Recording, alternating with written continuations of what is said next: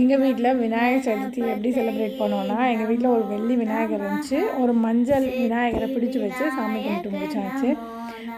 எப்போவுமே இப்படி தான் சாமி கும்பிடுவோன்னா இல்லை, அந்தந்த ஊருக்கு ஏற்ற மாதிரி இப்போ விநாயகர் சிலை விற்றுச்சுன்னா வாங்கிட்டு வந்து சாமி கும்பிடுவோம். இந்த எர்ணாகுளத்தில் வந்து விநாயகர் சிலையெல்லாம் வச்சு ரொம்ப ஃபேமஸாலாம் வந்து யாரும் செலிப்ரேட் பண்ணல. அதனால் விநாயகர் சிலையெல்லாம் நாங்கள் எங்கேயும் பார்க்கவும் இல்லை.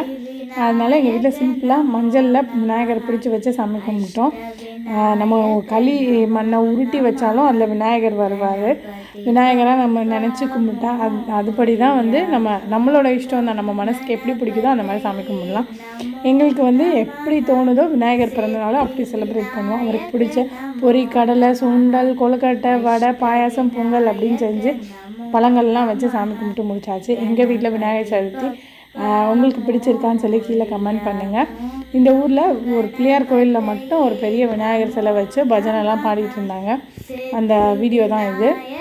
உங்கள் வீட்டில் நீங்கள் எப்படி விநாயகர் சதுர்த்தி செலிப்ரேட் பண்ணீங்கன்னு சொல்லி கீழே கமெண்ட் பண்ணுங்கள். எங்களோட வீடியோ பிடிச்சிருந்துச்சுன்னா வீடியோக்கு லைக் பண்ணுங்கள், சேனலுக்கு சப்ஸ்கிரைப் பண்ணிக்கோங்க. நாளைக்கு வேறு ஒரு வீடியோவில் பார்க்கலாம்.